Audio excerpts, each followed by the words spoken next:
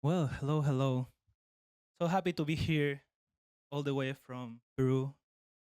Uh, I'll explain how I end up in Finland in a while. But yeah, I'm here to share a little bit of my experience as a game designer, not working as a developer. I've been dabbing with game design in different industries, and I think it could be very interesting for you guys to also know how this works. So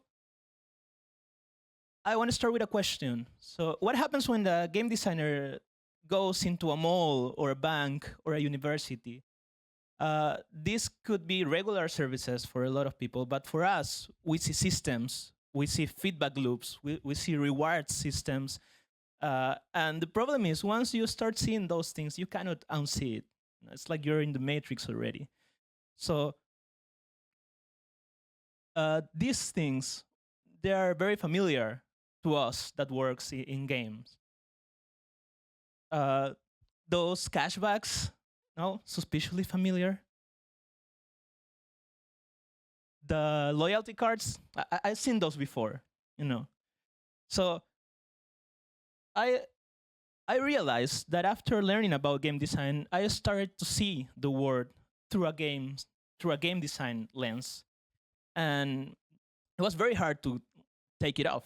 So instead of trying to fight against it, in every problem that I face, I start asking myself, how would a game designer will solve this, right?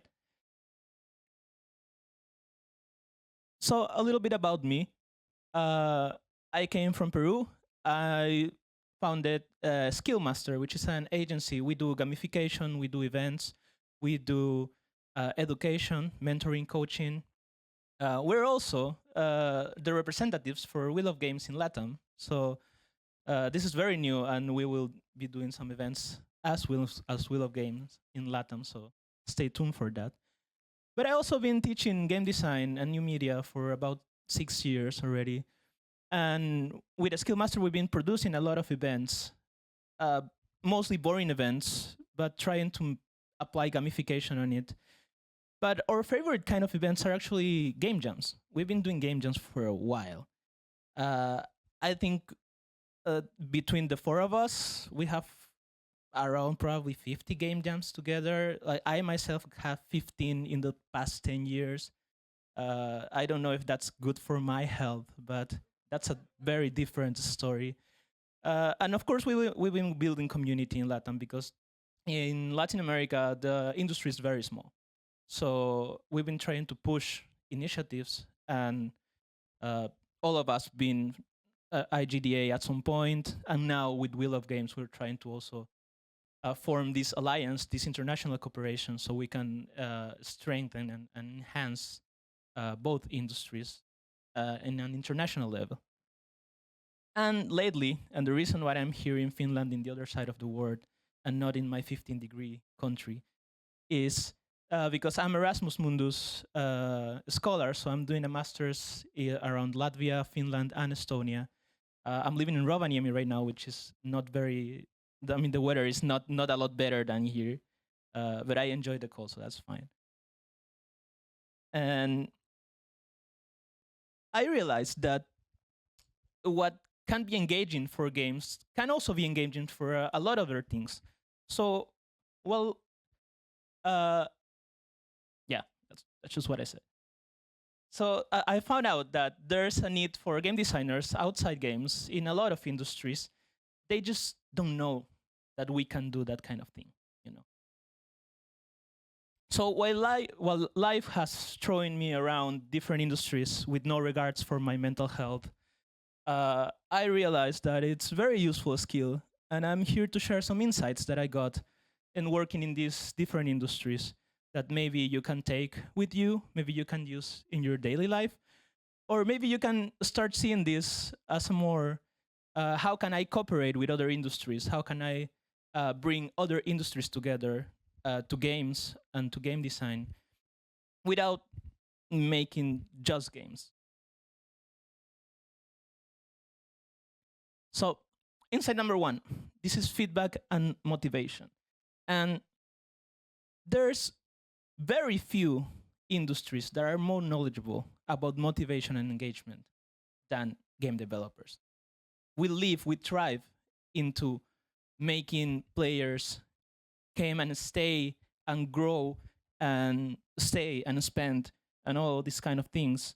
We build these kind of systems which are crazy to me. This is part of Exile, I think. Don't do that. Don't play that game. It's crazy. Uh, yeah, I have some friends that are into that. But if we're able to build this, you know, how can we make education better? You know, so I like the objectives are not very far away. We also are trying in education to grow people, to make them stay, to make them engage, to try to build their skill set, you know, their skill tree. We're trying to do the same, but it doesn't work as well. So I found out that there was a lack of feedback in the education system, at least in my country. You do your stuff and then you wait like a week to get your results, and then if you did it badly, you're there. You don't have anything to do. So I start asking around my colleagues to see if I can run little experiments in their classes because I'm not gonna mess with my class. And I actually found a couple. And while I was trying to build these experiments, I was trying to make them more engaging. That was the basic goal of it. And I was asking myself, what could possibly be a thing that the students actually want and can motivate them? You can say grades, and yeah, that's pretty obvious. But I think I was looking for a more deeply rooted motivation than just grades. And I found one. It's bragging rights. You know, we all like to brag about how are we better than our friends.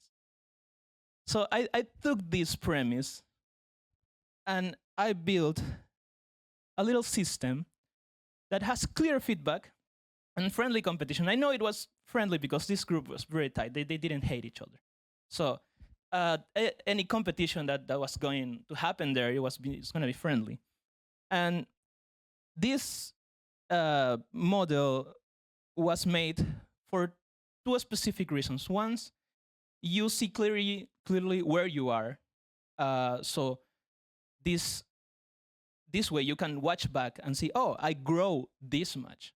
And then you can also be aware of, oh, this is my next goal. So you're very aware of where you are, but also you're very aware of where everyone else is. So that turns into, I hope that guy doesn't show up today, to, can I have one extra homework? I needed to beat Diego. You know, because that's like that they don't care about the grades anymore. They are playing, they are competing, they are one-upping each other in a friendly way, like we do when we play Mario Kart. And for me, that was a very nice outcome because I realized if you pull the right strings, if you find the right motivation, you can actually make people ask for more, and they will actually enjoy doing homework, which is very fascinating. So, feedback and motivation. Understand what drives your audience and touch the right strings, and you will be able to make them do things that they at some point didn't want to, not voluntarily at least, and they will enjoy it.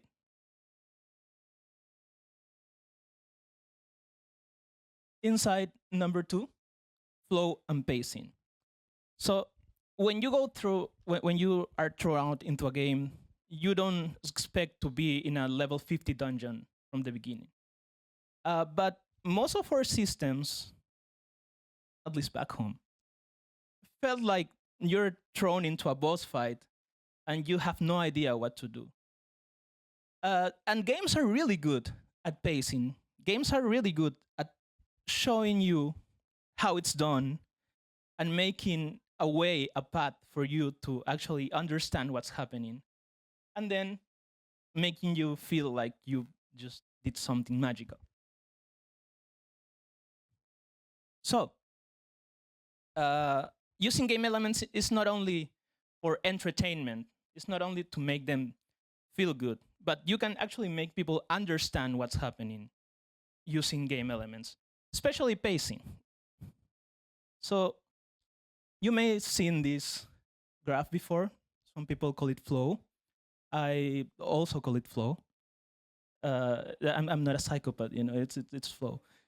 Uh, but the important thing about this is that this is how a great experience look like. This is how exciting experience look like. So you have your peaks, the pointy things. Those are your challenges. Those are the moments where you are running against the clock. Those are the moments when you see two people getting close to the finish line and you don't know who is going to win. Those are the moments when you say 3, 2, 1, jump, and people start going out and finding groups, and this is the start of an event. So those are very important because those are very engaging. Those are very high tension, high emotion moments. But what people don't use a lot is the valleys, the down parts. The valleys serves two purposes. First, first one, they empower you. They make you feel powerful. They make you feel in control. So think about when you found a new weapon in a game, and you feel that's the last weapon you're ever gonna need in that game, because in the last stage you're going and everything is dead, and you're good, and you say, okay, I'm gonna keep this one. But after that, you know, you start finding out that this it's not the best weapon on the game. But for a moment it was, and you feel powerful, and you feel like you could beat this game. So that's good. And the other purpose of this valley is to let thoughts sink in. And this is very important. I learned this from part of The Last of Us, which is one of my favorite games, where, spoiler, someone dies. And after that death scene, which is very dark, and everything goes black, you go back to the game and you are not into a puzzle. You are not into a gunfight. You are not put into a position where you have to think or you have to be stressed. You are put into a position where the characters are just walking, and they are walking in silence. There's no dialogue. So that silence, that moment, lets you think about what just happened. And that's when it starts to sink, you know, the depth of what just happened. You start to realize what just happened. So the valleys are actually a very reflective state. And that's how you build a great experience. So, insight number 2, intensity creates excitement, creates engagement, but pauses creates meaning. And this is very important. We in service design, and this is what I mean when I say that these industries, they are all very interconnected. In service design, we have a phase after a workshop or after we've done some event that we call reflection, where we sit all participants in a circle and we start asking, what happened? What just happened? What did you learn? What are you taking? Oh, I just learned that, I don't know, recycling is actually good for the environment. Okay, what are you going to do about it? It could be as simple as, oh, I'm more conscious right now. Or it could be as complex as, oh yeah, I'm going to try to implement that in my own place. No, but for that, for the lessons to sink in, you need the passes, you need the valleys. So that's why this graph flow, it's very important. And this is the last one, I promise. Is insight number 3. This is agency. Agency, it's how people have control in the system. And guess what? People don't like to be told what to do. as much as we want to guide them and tell them this is the right way of doing things, if you tell them this is the right way, they're gonna be like, nah, nah, I'm gonna try that way just to see what happens. So telling people what to do is the worst way of making people do what you actually want them to do. So agencies actually give them the freedom to choose, but it has to be a meaningful choice because people are not dumb. They will find out and they will go after you. People are very resentful. They will go after you after, and these kind of choices, they are meaningless. So when you give meaningful choices to people, you are not only letting them do the thing the way they want to do, but also you're giving them responsibility for the outcome. You're making them part of the system, but for them to choose right, they actually have to pay attention to the system. So they cannot be listeners. They cannot be passive listeners of the system. They have to actually understand what's happening so they can choose right. So that's why agency is very, very important.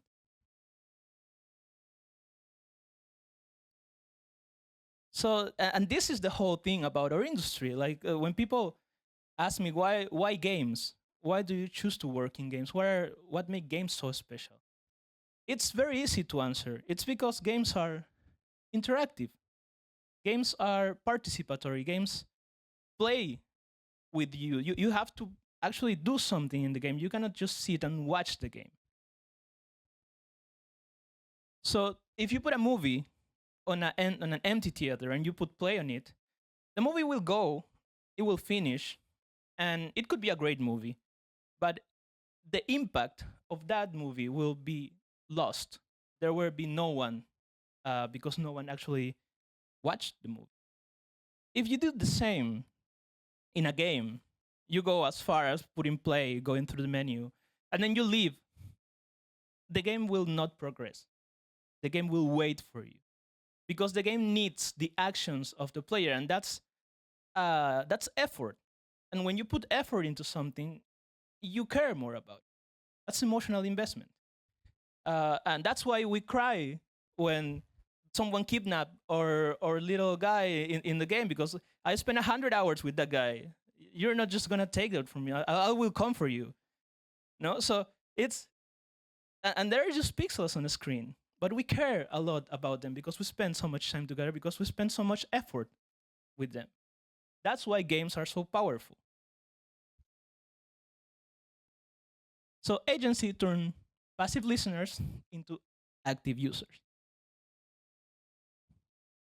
Same in education. Most of my examples are in education because I spent a lot of time in classrooms. But if you let people choose what they wanna study about, what angle they wanna take, in what format they wanna present stuff, they will start asking very different questions. Instead of what should I do, they will start telling you, this is what I wanna try. This is the way I wanna do it. So you give them agency, but you also give them responsibility. Because if they're saying they're gonna do something, they have to deliver. Now it's on them. So agency empowers the user. It gives responsibility over the outcome and turns passive listeners into active participants. So after all of this, I found out that game design is not an industry skill. It's not a game dev skill. Game design is a human skill. And a lot of industries are in need of this human skill. They just don't call it game design. They can call it a different name. I don't care about the name. But I think there's a way in which game designers can actually be useful for more than just games. So game design doesn't stop at games. And if you take anything from this talk, is that you as a game designer are a lot more valuable than you think, and that game design doesn't stop at games, and the world don't need just more games. They need people that make feel like life is a game. Thank you.